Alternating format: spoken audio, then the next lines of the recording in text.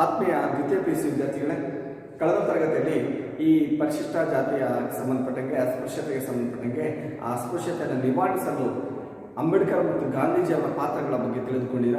ಹಾಗೆ ಈ ಸೌಲಭ್ಯಗಳಾದಂಥ ಅಸ್ಪೃಶ್ಯರ ಸಮಸ್ಯೆಗಳಿಗೆ ಅನುಕೂಲವಾಗಲೆಂದು ಸುಲಭ ಇಂಟರ್ನ್ಯಾಷನಲ್ ಸಂಸ್ಥೆಯನ್ನು ಸ್ಥಾಪಿಸಲಾಗುತ್ತೆ ಈ ಬಿಂದೇಶ್ವರ್ ಪಾಠಕ್ ಅವರು.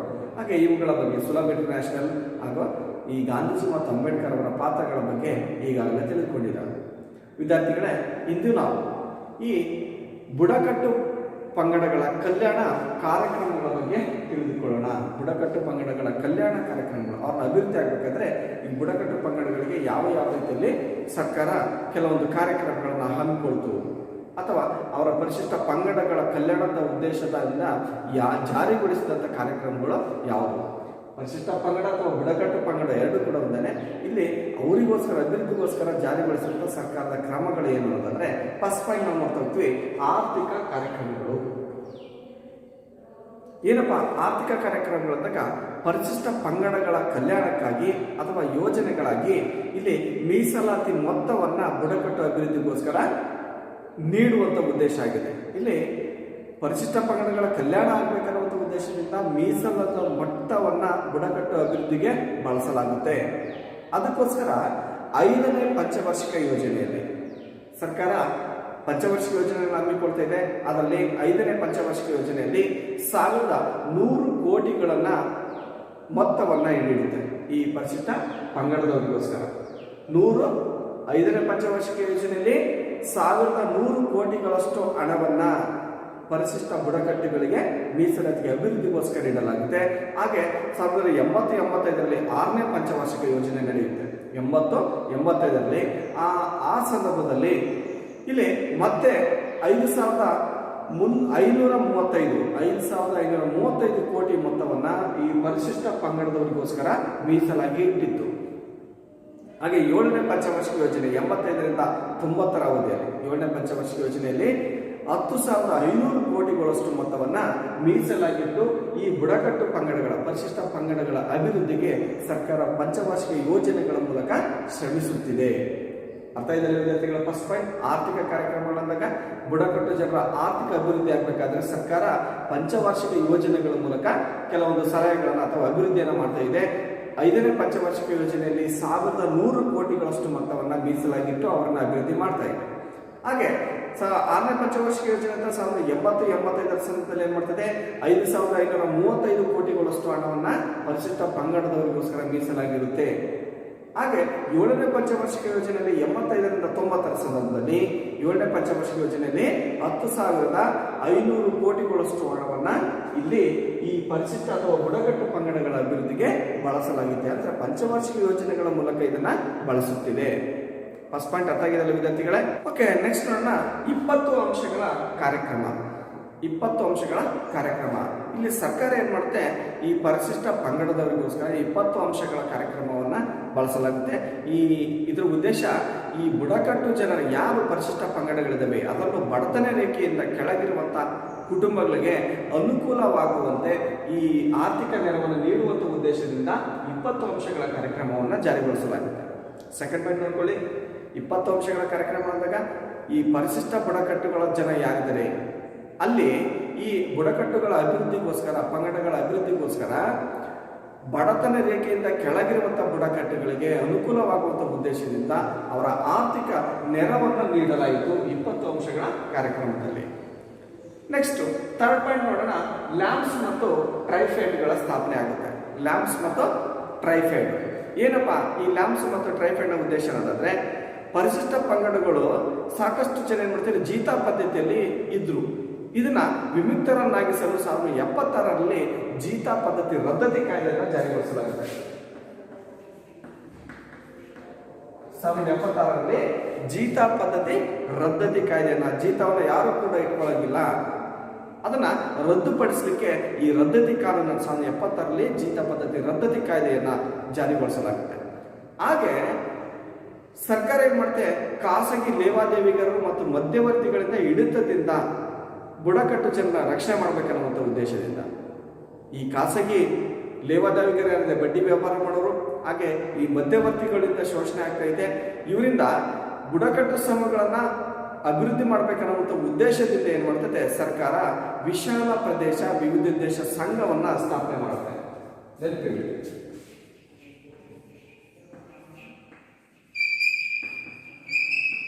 ವಿಶಾಲ ಪ್ರದೇಶ ವಿವಿಧೋದ್ದೇಶ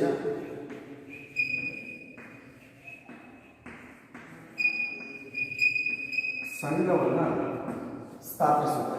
ಇಲ್ಲಿ ಕೇಳ್ಬೋದು ನಿಮಗೆ, ವಿಶಾಲ ಪ್ರದೇಶ ವಿವಿಧೋದ್ದೇಶ ಸಂಘ ಅಥವಾ ಲ್ಯಾಂಪ್ಸ್ ಅನ್ನ ವಿಸ್ತರಿಸಂತ ಕೇಳ್ತಾರೆ.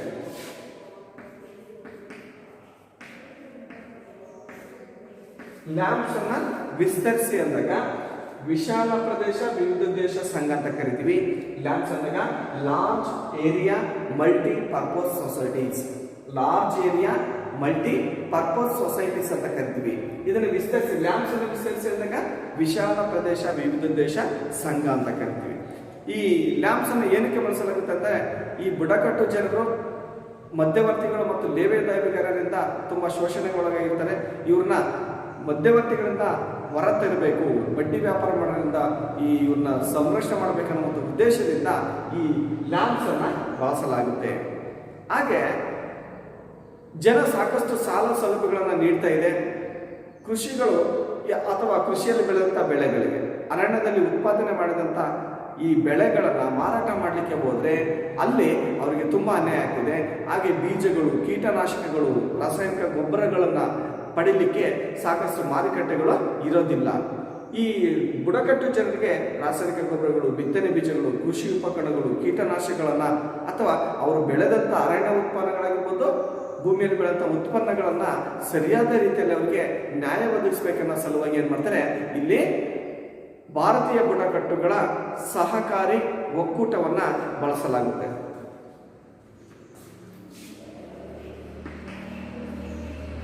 ಭಾರತೀಯ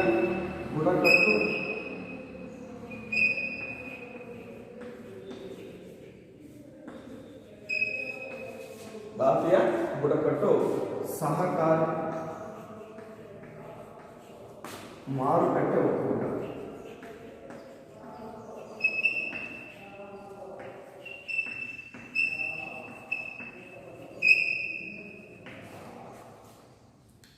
ಬುಡಕಟ್ಟು ಜನರು ಬೆಳೆದಂಥ ಬೆಳೆಗೆ ಸರಿಯಾದ ನ್ಯಾಯಯುತ ಬೆಲೆಯನ್ನು ಒದಗಿಸಬೇಕು.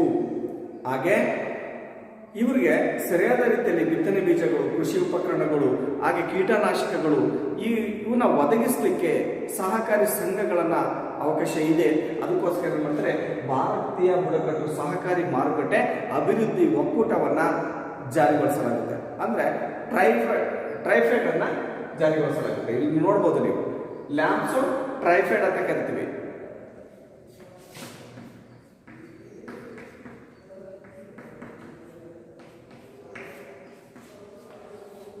ಲ್ಯಾಂಪ್ಸ್ ಅನ್ನು ವಿಸ್ತರಿಸಿದ್ರೆ ವಿಶಾಲ ಪ್ರದೇಶ ವಿವಿಧೋದ್ದೇಶ ಸಂಘ ಅಂತ ಕರಿತೀವಿ. ಟ್ರೈಫೆಡ್ ಅನ್ನು ವಿಸ್ತರಿಸಿ ಅಂದಾಗ ಭಾರತೀಯ ಬುಡಕಟ್ಟು ಸಹಕಾರಿ ಮಾರುಕಟ್ಟೆ ಒಕ್ಕೂಟ ಅಭಿವೃದ್ಧಿ ಒಕ್ಕೂಟ ಅಂತ ನಾವಿಲ್ಲಿ ಕರಿತೀವಿ.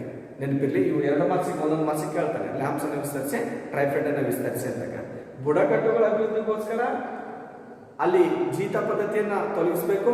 ಹಾಗೆ ಅವ್ರಿಗೆ ಲೇವಾದೇವಿಗರು ಮತ್ತು ಮಧ್ಯವರ್ತಿಗಳಿಂದ ದೂರ ಮಾಡಬೇಕು, ಅವ್ರನ್ನ ಅಭಿವೃದ್ಧಿ ಮಾಡಬೇಕು ಅನ್ನೋ ಉದ್ದೇಶದಿಂದ ಲ್ಯಾಂಪ್ಸ್ ಅನ್ನು ಜಾರಿಗೊಳಿಸಲಾಗುತ್ತೆ. ಬುಡಕಟ್ಟು ಜನರ ಅಭಿವೃದ್ಧಿ ಆಗಬೇಕಾದ್ರೆ ಅವರಿಗೆ ಸರಿಯಾಗಿ ಬಿತ್ತನೆ ಬೀಜ, ಕೃಷಿ ಗೊಬ್ಬರಗಳು, ರಾಸಾಯನಿಕ ಗೊಬ್ಬರಗಳು, ಕೀಟನಾಶಕಗಳು ಅವರಿಗೆ ಸಿಗಬೇಕು. ಹಾಗೆ ಅವರು ಬೆಳೆದಂಥ ಬೆಳೆಗೆ ಸರಿಯಾದ ನ್ಯಾಯಯುತ ಬೆಲೆ ಸಿಗಬೇಕು ಅನ್ನೋ ಉದ್ದೇಶದಿಂದ ಮಾರುಕಟ್ಟೆ ಒಕ್ಕೂಟವನ್ನ ಟ್ರೈಫೆಡ್ ಅನ್ನ ಸ್ಥಾಪಿಸಲಾಗುತ್ತೆ. ಹಾಗೆ ಇಷ್ಟು ಈ ಲ್ಯಾಂಪ್ಸ್ ಮತ್ತು ಟ್ರೈಫೆಡ್ಗಳ ಸ್ಥಾಪನೆ ಆಗುತ್ತೆ. ನೆಕ್ಸ್ಟ್ ಪಾಯಿಂಟ್ ನೋಡೋಣ, ಕೃಷಿ ಕಾರ್ಯಕ್ಕೆ ನೆರವು. ಸಿ ಅಥವಾ ಕೃಷಿ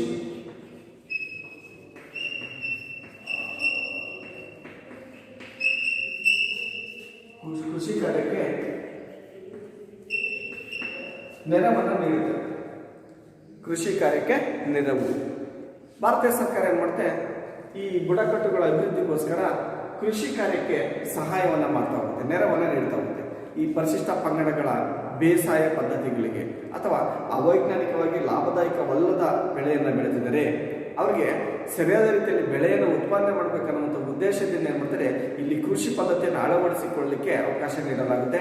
ಅದಕ್ಕೆ ಪೂರಕವಾಗಿ ಕೃಷಿ ಉಪಕರಣಗಳು ಮತ್ತು ಗೊಬ್ಬರ, ಬೀಜಗಳು ಮತ್ತು ಅವರಿಗೆ ಬೇಕಾದ ರೀತಿಯಲ್ಲಿ ಸಾಲ ಸೌಲಭ್ಯಗಳನ್ನು ನೀಡಿ ಅವರನ್ನ ಆರ್ಥಿಕ ಮಟ್ಟವನ್ನು, ಕೃಷಿಗೆ ಸಹಾಯವಾಗಿ ಅವ್ರಿಗೆ ಏನು ಬೇಕು ಕೊಳವೆ ಬಾವಿಗಳು ಆರ್ಥಿಕವಾಗಿ ಹಣವನ್ನು ಸಹಾಯ ಮಾಡುವಂಥದ್ದು. ಹಾಗೆ ಈ ವೈಜ್ಞಾನಿಕ ಉಪಕರಣಗಳನ್ನು ಕೊಳ್ಳಿಕ್ಕೆ ಸಬ್ಸಿಡಿ ರೂಪದಲ್ಲಿ ಆಗಿರ್ಬೋದು, ಬಿತ್ತನೆ ಬೀಜಗಳು, ಹಾಗೆ ಕೃಷಿ ಉಪಕರಣಗಳನ್ನು ಕೊಂಡುಕೊಳ್ಳಿಕ್ಕೆ ಈ ಸಹಾಯಕವನ್ನು, ನೆರವನ್ನು ಈ ಸರ್ಕಾರ ನೀಡ್ತಾ ಇದೆ ಬುಡಕಟ್ಟು ಜನರಿಗೋಸ್ಕರ. ನೆಕ್ಸ್ಟು ಶೈಕ್ಷಣಿಕ ಕಾರ್ಯಕ್ರಮಗಳು.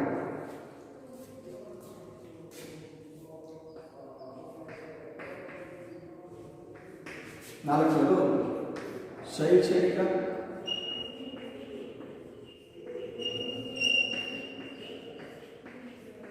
ಕಾರ್ಯಕ್ರಮಗಳು.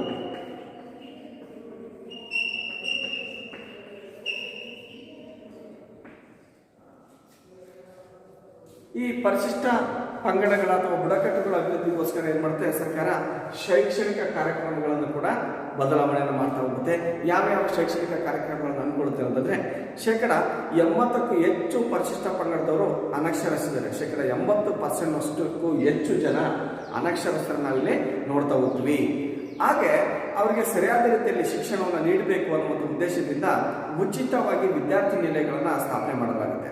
ಬುಡಕಟ್ಟು ಜನರಿಗೋಸ್ಕರ ಉಚಿತವಾಗಿ ವಿದ್ಯಾರ್ಥಿ ನಿಲಯಗಳನ್ನು ಸ್ಥಾಪನೆ ಮಾಡುವಂಥದ್ದು, ಹಾಗೆ ಉಚಿತ ಶಿಕ್ಷಣವನ್ನು ನೀಡಬೇಕು, ಹಾಗೆ ವಿದ್ಯಾರ್ಥಿ ವೇತನಗಳನ್ನು ನೀಡಿ ಅವರಿಗೆ ಮಧ್ಯಾಹ್ನದ ಉಪಹಾರಗಳನ್ನು ನೀಡುವಂಥದ್ದು, ಪಠ್ಯ ಪುಸ್ತಕಗಳನ್ನು ನೀಡುವುದು, ಹಾಗೆ ಈ ಅವರಿಗೆ ಬೇಕಾಗಿರುವಂತೆ ಇನ್ನು ಬಟ್ಟೆ ಪುಸ್ತಕಗಳನ್ನ ವಸತಿಗಳನ್ನು ನೀಡುವ ಮೂಲಕ ಈ ಶಿಕ್ಷಣ ಕ್ಷೇತ್ರದಲ್ಲಿ ಪರಿಶಿಷ್ಟ ಪಂಗಡದವರಿಗೆ ಸರ್ಕಾರ ಸಹಾಯಕವಾಗಿದೆ. ಅರ್ಥ ಆಯ್ತಲ್ಲ ವಿದ್ಯಾರ್ಥಿಗಳ? ಶೈಕ್ಷಣಿಕ ಕಾರ್ಯಕ್ರಮದಾಗ ಪರಿಶಿಷ್ಟ ಬುಡಕಟ್ಟುಗಳ ಅಭಿವೃದ್ಧಿಗೋಸ್ಕರ ಸರ್ಕಾರ ಏನೇನು ಮಾಡ್ತಿದೆ ಅನ್ನೋದಂದ್ರೆ 80% ಅನಕ್ಷರಸ್ಥರಿದ್ದಾರೆ, ಇವರಿಗೆ ಶಿಕ್ಷಣವನ್ನು ನೀಡಬೇಕನ್ನುವಂಥ ಉದ್ದೇಶದಿಂದ ಏನು ಮಾಡ್ತಿದೆ, ಇಲ್ಲಿನ ವಿದ್ಯಾರ್ಥಿಗಳಿಗೆ ವಿಶೇಷ ಅವಕಾಶಗಳನ್ನು ನೀಡ್ತಾ ಇದೆ. ಉಚಿತ ವಿದ್ಯಾರ್ಥಿ ನಿಲಯಗಳು, ಹಾಗೆ ಉಚಿತ ಶಿಕ್ಷಣ ಆಗಿರ್ಬೋದು, ಫೀಸ್ ಕಡಿಮೆ, ಹಾಗೆ ವಿದ್ಯಾರ್ಥಿ ವೇತನಗಳು, ಮಧ್ಯಾಹ್ನ ಉಪಹಾರಗಳಾಗಿರ್ಬೋದು, ಬಟ್ಟೆ ಪುಸ್ತಕಗಳನ್ನು ನೀಡುವಂಥದ್ದು ಇದರ ಉದ್ದೇಶಗಳಾಗಿದ್ದಾವೆ. ಹಾಗೆ ಶಿಕ್ಷಣವನ್ನು ಪಡೆದುಕೊಂಡಂಥ ಮೇಲೆ ಏನು ಮಾಡ್ತೇವೆ, ಹಾಗೆ ಆಶ್ರಮ ಶಾಲೆಗಳು ಮತ್ತು ತಾಂತ್ರಿಕ ತರಬೇತಿ ಶಾಲೆಗಳನ್ನು ಕೂಡ ಸ್ಥಾಪಿಸಲಾಗಿದೆ. ಇವರಿಗೋಸ್ಕರ ಕೆಲವೊಂದು ಸ್ಪರ್ಧಾತ್ಮಕ ಪರೀಕ್ಷೆಗಳನ್ನು ಕೈಗೊಳ್ಳಿಕ್ಕೆ, ಸ್ಪರ್ಧಾತ್ಮಕ ಪರೀಕ್ಷೆ ತೆಗೆದುಕೊಳ್ಳಿಕ್ಕೆ ಅವಕಾಶವನ್ನು ನೀಡಲಾಗಿದೆ. ಹಾಗೆ ಕೆಲವೊಂದು ವೃತ್ತಿ ಕೈಗಾರಿಕೆಗಳನ್ನು ಕೈಗೊಳ್ಳಿಕ್ಕೆ, ವೃತ್ತಿ ತರಬೇತಿಯನ್ನು ಪಡ್ಕೋಬೇಕಾದ್ರೆ ಅಲ್ಲಿ ತರಬೇತಿಯನ್ನು ಕೂಡ ಅವರಿಗೆ ನೀಡಲಾಗುತ್ತೆ. ಹಾಗೆ ಭಾರತೀಯ ಭಾಷಾ ಸಂಸ್ಥಾನ ಮೈಸೂರಿನಲ್ಲೂ ಕೂಡ ಏನು ಮಾಡ್ತದೆ, ಹಲವಾರು ಭಾಷೆಗಳನ್ನು, ಸುಮಾರು 60ಕ್ಕೂ ಹೆಚ್ಚು ಬುಡಕಟ್ಟು ಭಾಷೆಗಳಲ್ಲಿ ಅವರಿಗೆ ಪಠ್ಯ ಪುಸ್ತಕಗಳನ್ನು ಬೋಧಿಸಲಾಗುತ್ತೆ. ಈ NCERT ಕೂಡ ಅಷ್ಟೇ. NCERT ಕೂಡ ಏನು ಮಾಡ್ತದೆ, ಮತ್ತು ಈ ಬುಡಕಟ್ಟು ಜನರಿಗೆ ಭಾಷೆಗಳ ಮೂಲಕ ಅಥವಾ ಈ ಶಿಕ್ಷಣವನ್ನು ಬೋಧನಾ ಮಾಧ್ಯಮವಾಗಿ ನೀಡುವಂಥ ಕೆಲಸವನ್ನು ಈ ಶಿಕ್ಷಣ ಸಂಸ್ಥೆಯಲ್ಲಿ ಸರ್ಕಾರ ಕ್ರಮವನ್ನು ವಹಿಸಿದೆ. ಅರ್ಥ ಇದೆಯಲ್ಲ ವಿದ್ಯಾರ್ಥಿಗಳ? ಓಕೆ, ನೆಕ್ಸ್ಟ್ ನೋಡೋಣ ಸಂಶೋಧನಾ ಕಾರ್ಯಕ್ರಮಗಳು. ಮೂರನೇದು ನೆಕ್ಸ್ಟ್ ಸಂಶೋಧನಾ ಕಾರ್ಯಕ್ರಮಗಳು.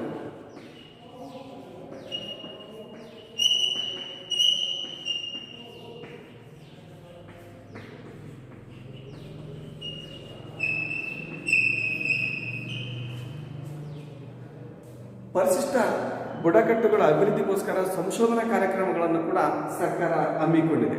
ಏನೇನಪ್ಪ ಸಂಶೋಧನಾ ಕಾರ್ಯಕ್ರಮಗಳು ಅಂದಾಗ, ಈ ಬುಡಕಟ್ಟುಗಳ ಸಂಶೋಧನೆಗಾಗಿ ಕೇಂದ್ರಗಳನ್ನು ಸ್ಥಾಪಿಸಲಾಗಿದೆ. ಇಲ್ಲಿ ವೈಜ್ಞಾನಿಕ ಅಧ್ಯಯನ ಮಾಡಬೇಕಾದ್ರೆ ಬುಡಕಟ್ಟು ಜನರು ಅಲ್ಲಿ ಅಧ್ಯಯನ ಮಾಡಲಿಕ್ಕೆ ಸಂಶೋಧನಾ ಕೇಂದ್ರಗಳನ್ನು, ರಿಸರ್ಚ್ ಸೆಂಟರ್ಗಳನ್ನು ಓಪನ್ ಮಾಡಿದೆ. ಸದ್ಯದಲ್ಲೇ 11 ಸಂಶೋಧನಾ ಕೇಂದ್ರಗಳನ್ನು ಇಲ್ಲಿ ಕಾರ್ಯನಿರ್ವಹಿಸಿದ್ದಾವೆ. ಈಗ 11 ಸಂಶೋಧನಾ ಕೇಂದ್ರಗಳು ಈ ಬುಡಕಟ್ಟು ಜನರ ಅಭಿವೃದ್ಧಿಗೋಸ್ಕರ ಏನು ಮಾಡ್ತವೆ, ಸಂಶೋಧನಾ ಕೇಂದ್ರಗಳು ಕೆಲಸವನ್ನು ನಿರ್ವಹಿಸ್ತಾ ಇದ್ದಾವೆ. ಹಾಗೆ ಇಲ್ಲಿ 30 ಸದಸ್ಯರನ್ನು ಒಳಗೊಂಡಿದೆ. 30 ಸದಸ್ಯರನ್ನು ಒಳಗೊಂಡಿದ್ದು ಕೇಂದ್ರೀಯ ಸಂಶೋಧನಾ ಸಲಹಾ ಸಮಿತಿಯನ್ನು ರಚಿಸಲಾಗಿದೆ. ಸಂಶೋಧನಾ ಕಾರ್ಯಕ್ರಮಕ್ಕೆ ಸಹಾಯಕ ಆಗ್ತಾ ಹೋಗುತ್ತೆ. ಇಲ್ಲಿ ಕೇಂದ್ರೀಯ ಸಂಶೋಧನಾ ಸಲಹಾ ಸಮಿತಿಯನ್ನು ಕೂಡ ಇಲ್ಲಿ ರಚಿಸಲಾಗಿದೆ. ಹಾಗೆ ಈ ಬುಡಕಟ್ಟು ಜನರಿಗೋಸ್ಕರ ಎಷ್ಟೇ ಓದ್ತಿವಂದ್ರೂ ಕೂಡ ಬುಡಕಟ್ಟು ಜನ ಅಭಿವೃದ್ಧಿ ಆಗಬೇಕಾದ್ರೆ ಸಂಶೋಧನೆ ಮಾಡಿ ರಿಸರ್ಚ್ ಸೆಂಟರ್ಗಳನ್ನು ನಾವೇನಾದರೂ ಹೈಯರ್ ಎಜುಕೇಶನ್ ಮಾಡಬೇಕಂದ್ರೆ ಸಂಶೋಧನಾ ಕೇಂದ್ರಗಳನ್ನು ಕೂಡ ಇದು ಸ್ಥಾಪಿಸಿದೆ. ಅರ್ಥ ಇದೆಯಲ್ಲ ವಿದ್ಯಾರ್ಥಿಗಳೇ? ಓಕೆ, ನೆಕ್ಸ್ಟ್ ಪಾಯಿಂಟ್ ನೋಡೋಣ. ಆರೋಗ್ಯ ಮತ್ತು ವಸತಿ ಯೋಜನೆಗಳು. ಆರೋಗ್ಯ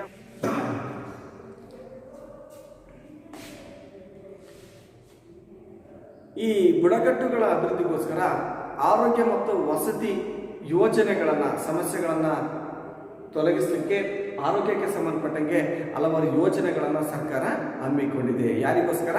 ಪರಿಶಿಷ್ಟ ಪಂಗಡಗಳ ಅಭಿವೃದ್ಧಿಗೋಸ್ಕರ, ಬುಡಕಟ್ಟುಗಳ ಅಭಿವೃದ್ಧಿಗೋಸ್ಕರ. ಏನೇನಪ್ಪ ಆರೋಗ್ಯಕ್ಕೆ ಸಂಬಂಧಪಟ್ಟಂಗೆ ಈ ಪರಿಶಿಷ್ಟ ಪಂಗಡದವರಿಗೆ ಸಹಾಯಕ ಆಗಿದೆ ಅಂತಂದರೆ, ಈ ಬುಡಕಟ್ಟು ಜನ ಆರೋಗ್ಯ ಮತ್ತು ನೈರ್ಮಲ್ಯದ ಸುಧಾರಣೆಗಾಗಿ ಹಲವಾರು ಕೊರತೆ ಇರುವಂಥ ಸ್ಥಳಗಳಲ್ಲಿ ಅನಕ್ಷರಸ್ಥ ಇರುವಂಥ ಸಂಸ್ಥೆ, ಅನಕ್ಷರಸ್ಥರು ಯಾರಿದ್ದಾರೆ ಅವ್ರಿಗೆ ಯಾವುದೇ ರೀತಿಯ ಸಮಸ್ಯೆಗಳಿದ್ದಾವೆ ಆ ಸಮಸ್ಯೆಗಳನ್ನು ನಿವಾರಣೆಗಾಗಿ ಏನು ಮಾಡ್ತಿದೆ, ಈ ಬುಡಕಟ್ಟು ಪ್ರದೇಶಗಳು ವಾಸಿಸುವಂಥ ಕೆಲವೊಂದು ಪ್ರದೇಶಗಳಲ್ಲಿ ಇಲ್ಲಿ ಆಸ್ಪತ್ರೆಗಳನ್ನು ನೇಮಕ ಮಾಡ್ತಾ ಇದೆ. ಆಸ್ಪತ್ರೆಗಳನ್ನು ನೇಮಿಸಿದೆ. ಎಲ್ಲೆಲ್ಲಿ ಬುಡಕಟ್ಟು ಜನ ಅಲ್ಲಿ ಇವರಿಗೆ ಸರಿಯಾದ ಪ್ರಾಥಮಿಕ ಆರೋಗ್ಯ ಕೇಂದ್ರಗಳನ್ನು ಸ್ಥಾಪನೆ ಮಾಡ್ತಾ ಹೋಗುತ್ತೆ. ಅಲ್ಲಿ ಆರೋಗ್ಯ ಸಹಾಯಕರು ಮತ್ತು ದಾದಿಯರು ಕೂಡ ಅಲ್ಲಿನ ನೇಮಕ ಮಾಡಿದೆ ಸರ್ಕಾರ. ಹಾಗೆ ಆರೋಗ್ಯಕ್ಕೆ ಸಂಬಂಧಿಸಿದಂತೆ ಸಮಸ್ಯೆಗಳನ್ನು ಬಗೆಹರಿಸಲಿಕ್ಕೆ ಈ ಬುಡಕಟ್ಟು ಜನರಲ್ಲಿರುವಂಥ ಮಹಿಳೆಯರಿಗೆ ಏನು ಸಮಸ್ಯೆ ಇದೆ, ಪ್ರಸವ ಪೂರ್ವ ಸಮಸ್ಯೆ, ಪ್ರಸವ ಪೂರ್ವದಲ್ಲಿ, ಪ್ರಸವ ನಂತರದಲ್ಲಿ ಸೇವೆಗಳನ್ನು ಒದಗಿಸಲಿಕ್ಕೆ ಈ ಪ್ರಾಥಮಿಕ ಸೇವಾ ಕೇಂದ್ರಗಳನ್ನು ಸ್ಥಾಪಿಸಲಾಗಿದೆ. ಇಷ್ಟೇ ಅಲ್ಲ, ಆ ಬುಡಕಟ್ಟು ಜನರಿಗೋಸ್ಕರ ಹಾಸ್ಪಿಟ್ಲ್ಗಳನ್ನು ಅಷ್ಟೇ ತೆರೆದಿಲ್ಲ, ಸರ್ಕಾರೇತರ ಸಂಸ್ಥೆಗಳು ಕೂಡ ಇಲ್ಲಿ ಕೆಲಸವನ್ನು ಮಾಡ್ತಾ ಇದ್ದಾವೆ ಪರಿಶಿಷ್ಟ ಪಂಗಡದವರಿಗೋಸ್ಕರ. ಏನೇನಪ್ಪ ಅಂತಂದರೆ, ಈ ಸರ್ಕಾರ ಹಲವಾರು ವಸತಿ ಯೋಜನೆಗಳ ಮನೆಗಳನ್ನು, ನಿವೇಶನಗಳನ್ನು ಬುಡಕಟ್ಟು ಜನರಿಗೆ ನೀಡ್ತಾ ಇದೆ. ಅದ್ರ ಜೊತೆಯಲ್ಲಿ ಡಾಕ್ಟರ್ ಎಚ್ ಸುದರ್ಶನ್ ಅವರ ನೇತೃತ್ವದಲ್ಲಿ ವಿವೇಕಾನಂದ ಗಿರಿಜನ ಟ್ರಸ್ಟ್, ವಿವೇಕಾನಂದ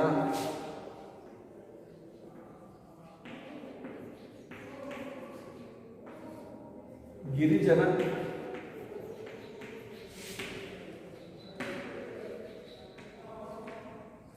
ಇಲ್ಲಿ ಡಾಕ್ಟರ್ ಎಚ್ ಸುದರ್ಶನ್ ಅವರಿಂದ ವಿವೇಕಾನಂದ ಗಿರಿಜನ ಟ್ರಸ್ಟ್ ಮತ್ತು ಕರುಣಾ ಟ್ರಸ್ಟ್ಗಳು ಇಲ್ಲಿ ತನ್ನ ಕೆಲಸವನ್ನ ಮಾಡ್ತಾ ಇದ್ದಾವೆ. ಕರ್ನಾಟಕದ ಚಾಮರಾಜನಗರ ಜಿಲ್ಲೆಯಲ್ಲಿ ಬರುವಂತಹ ಬಿಳಿಗಿರಿ ರಂಗನ ಬೆಟ್ಟದಲ್ಲಿ ಈ ಸೋಲಿಗ ಎನ್ನುವಂಥ ಬುಡಕಟ್ಟು ಇದೆ.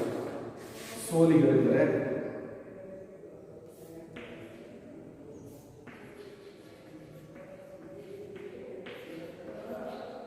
ಈ ಸೋಲಿಗ ಅಂತ ಬುಡಕಟ್ಟು ಜನ ಇದ್ದಾರೆ. ಚಾಮರಾಜನಗರ ಜಿಲ್ಲೆಯಲ್ಲಿ ಬಿಳಿಗಿರಿ ರಂಗನ ಬೆಟ್ಟದಲ್ಲಿ ಸೋಲಿಗ ಬುಡಕಟ್ಟಿದೆ. ಈ ಬುಡಕಟ್ಟುಗಳ ಅಭಿವೃದ್ಧಿಗೋಸ್ಕರ ಡಾಕ್ಟರ್ ಎಚ್ ಸುದರ್ಶನ್ ಅವರ ನೇತೃತ್ವದಲ್ಲಿ ವಿವೇಕಾನಂದ ಗಿರಿಜನ ಟ್ರಸ್ಟ್ ಮತ್ತು ಕರುಣಾ ಟ್ರಸ್ಟ್ ಇವೆರಡೂ ಕೂಡ ಶ್ರಮಿಸುತ್ತಿದ್ದೇವೆ. ಅಲ್ಲಿನ ಸೋಲಿಗರ ಅಭಿವೃದ್ಧಿಗೋಸ್ಕರ ಆರೋಗ್ಯ ಶಿಕ್ಷಣಕ್ಕೆ ಸಂಬಂಧಪಟ್ಟಂಗೆ ಶಾಲೆಗಳನ್ನು ಸ್ಥಾಪಿಸುವುದು, ಹಾಗೆ ಅವರ ಆರೋಗ್ಯವನ್ನು ನೀಡುವಂಥದ್ದು, ಅವ್ರಿಗೆ ಯಾರಿಗಾರು ಹುಷಾರಿಲ್ಲ ಅಂದಾಗ ಹೊರ ಸೇವೆ, ಕೆಲವೊಂದು ಸಂಚಾರ ಸೇವೆಯನ್ನು ಕೂಡ ನೀಡಿದೆ. ಆಂಬುಲೆನ್ಸ್ಗಳನ್ನು ಹೋಗಿ ಒಂದು ವಾರದಲ್ಲಿ 3-4 ದಿನ ಏನು ಮಾಡ್ತೇವೆ ಅಲ್ಲಿ ಆಂಬುಲೆನ್ಸ್ನಲ್ಲಿ ಡಾಕ್ಟ್ರು, ಒಬ್ಬ ದಾದಿಯರು ಹೋಗಿ ಅವ್ರನ್ನ ಮೆಡಿಕಲನ್ನು ಚೆಕ್ ಮಾಡಿಕೊಂಡು ಅವ್ರಿಗೆ ಏನು ಕಾಯಿಲೆ ಆ ಟ್ಯಾಬ್ಲೆಟ್ಸ್ಗಳನ್ನು, ಇಂಜೆಕ್ಷನನ್ನು ನೀಡುವಂಥ ಕೆಲಸವನ್ನು ಈ ಸುದರ್ಶನ್ ಅವರ ನೇತೃತ್ವದಲ್ಲಿ ಕೆಲಸವನ್ನು ಮಾಡ್ತಾ ಇದ್ದಾರೆ. ಹಾಗೆ ಅಲ್ಲಿ ಬರುವಂಥ 1996ರಲ್ಲಿ ಚಾಮರಾಜನಗರದಲ್ಲಿ ಇರುವಂಥ ಹಿಂದುಳಿದ ಗುಂಬಳ್ಳಿ ಅನ್ನುವಂಥ ಗ್ರಾಮ ಇದೆ. ಆ ಬುಡಕಟ್ಟು ಜನ 1996ರಲ್ಲಿ ಅಲ್ಲಿ ಕೂಡ ಇಲ್ಲಿ ಸಂಚಾರ ಸೇವೆಯನ್ನು ನೀಡಿ ಆ ಬುಡಕಟ್ಟು ಜನರನ್ನ ಅಭಿವೃದ್ಧಿಯನ್ನು ಮಾಡ್ತಾ ಇದೆ. ಇಲ್ಲಿ ಸರ್ಕಾರೇತರ ಸಂಸ್ಥೆಗಳು ಕೂಡ ಏನು ಮಾಡ್ತವೆ, ಕೆಲಸವನ್ನು ನಿರ್ವಹಿಸ್ತಾ ಇದ್ದಾವೆ. ಹಾಗೆ ಇಲ್ಲಿ ಚಟುವಟಿಕೆ ಅವರ ಉದ್ದೇಶ ಈ ಕರುಣಾ ಟ್ರಸ್ಟ್ ಮತ್ತು ವಿವೇಕಾನಂದ ಗಿರಿಜನ ಟ್ರಸ್ಟ್ ಇದಾದ್ರೆ ಬಿಳಿಗಿರಿ ರಂಗನ ಬೆಟ್ಟದಲ್ಲಿರುವಂಥ ಸೋಲಿಗರನ್ನ ಅಭಿವೃದ್ಧಿ ಮಾಡ್ತಾ ಇದೆ. ಅವರಿಗೆ ಆರೋಗ್ಯವನ್ನು ನೀಡುವಂಥದ್ದು, ಹಾಸ್ಪಿಟ್ಲ್ಗಳು, ಡಾಕ್ಟರ್ಗಳ ಸೌಲಭ್ಯ, ದಾದಿಯರ ಸೌಲಭ್ಯಗಳನ್ನು ನೀಡುವಂಥದ್ದು, ಶಿಕ್ಷಣವನ್ನು ನೀಡುವಂಥದ್ದು, ಉದ್ಯೋಗಗಳನ್ನು ನೀಡುವಂಥ ಕೆಲಸವನ್ನು ಈ ಟ್ರಸ್ಟ್ಗಳು ಮಾಡ್ತಾ ಇದ್ದಾರೆ. ಹಾಗೆ ಕರ್ನಾಟಕದಲ್ಲಿ ನಾವು ನೋಡಿದರೆ 26 ಕೇಂದ್ರಗಳಲ್ಲಿ ಕಾರ್ಯನಿರ್ವಹಿಸ್ತಿದ್ದಾವೆ. ಪ್ರಸ್ತುತ ಇವು ಕರ್ನಾಟಕದಲ್ಲಿ 26 ಕೇಂದ್ರಗಳಲ್ಲೂ ಕೂಡ ಕೆಲಸವನ್ನು ನಿರ್ವಹಿಸ್ತಿದ್ದಾವೆ. ಹಾಗೆ ಬೇರೆ ಬೇರೆ ರಾಷ್ಟ್ರಗಳು ಕೂಡ, ಮೇಘಾಲಯ, ಹಾಗೆ ಅರುಣಾಚಲ ಪ್ರದೇಶ, ಒರಿಸ್ಸಾದಲ್ಲಿ ಕೂಡ ಏನು ಮಾಡ್ತೇವೆ, ಇಂತಹ ಟ್ರಸ್ಟ್ಗಳು ಕೆಲಸವನ್ನು ನಿರ್ವಹಿಸುವಂಥ ಮೂಲಕ ಈ ಪರಿಶಿಷ್ಟ ಪಂಗಡಗಳ ಅಭಿವೃದ್ಧಿಗೆ ಸಹಾಯಕರಾಗಿ ಕೆಲಸವನ್ನು ನೀಡಿದ್ದಾರೆ. ಇಷ್ಟು ಈ ಪರಿಶಿಷ್ಟ ಪಂಗಡಗಳ ಅಥವಾ ಬುಡಕಟ್ಟುಗಳ ಕಲ್ಯಾಣ ಕಾರ್ಯಕ್ರಮಗಳು. ನೆನಪಿರಲಿ, ಪರಿಶಿಷ್ಟ ಬುಡಕಟ್ಟುಗಳ ಕಲ್ಯಾಣ ಕಾರ್ಯಕ್ರಮಗಳು ಅಂದಾಗ ಆರ್ಥಿಕ ಕಾರ್ಯಕ್ರಮಗಳು, 20 ಅಂಶಗಳ ಕಾರ್ಯಕ್ರಮಗಳು, ಲ್ಯಾಂಬ್ಸ್ ಮತ್ತು ಟ್ರೈಫೆಡ್ಗಳ ಸ್ಥಾಪನೆ, ಅದರಲ್ಲಿ ವಿಶಾಲ ಪ್ರದೇಶ ವಿದ್ಯುದ್ದೇಶ ಸಂಘವನ್ನು ನೋಡ್ತಾ ಹೋಗ್ತೀವಿ. ಭಾರತೀಯ ಬುಡಕಟ್ಟು ಸಹಕಾರಿ ಮಾರುಕಟ್ಟೆ, ಕೃಷಿ ಕಾರ್ಯಕ್ಕೆ ನೆರವನ್ನು ನೀಡ್ತಾ ಹೋಗುತ್ತೆ. ಶೈಕ್ಷಣಿಕ ಕಾರ್ಯಕ್ರಮಗಳು, ಸಂಶೋಧನೆ ಕೇಂದ್ರಗಳ ಸ್ಥಾಪನೆ ಆಗ್ತಾ ಹೋಗುತ್ತೆ. ಆರೋಗ್ಯ ಮತ್ತು ವಸತಿ ಯೋಜನೆಗಳು. ಇಷ್ಟು ಈ ಬುಡಕಟ್ಟು ಜನರ ಅಭಿವೃದ್ಧಿಗೋಸ್ಕರ ಸರ್ಕಾರ ಕೈಗೊಳ್ಳುವಂಥ ಕ್ರಮಗಳಾಗಿದ್ದಾವೆ. ಅರ್ಥ ಇದೆಯಲ್ಲ ವಿದ್ಯಾರ್ಥಿಗಳೇ? ಇಷ್ಟು ಓಕೆ, ಮುಂದಿನ ತರಗತಿಯಲ್ಲಿ ನಾವು ಲಿಂಗ ಅಸಮಾನತೆ, ಲಿಂಗ ತಾರತಮ್ಯ ಮತ್ತು 1974ರ ಸಮಾನತೆಯುತ ವರದಿಯ ಬಗ್ಗೆ ತಿಳಿದುಕೊಳ್ಳೋಣ ಅಂತ ಹೇಳ್ತಾ ಈ ಒಂದು ತರಗತಿಯನ್ನು ಮುಗಿಸ್ತಾ ಇದ್ದೀನಿ. ಧನ್ಯವಾದಗಳು.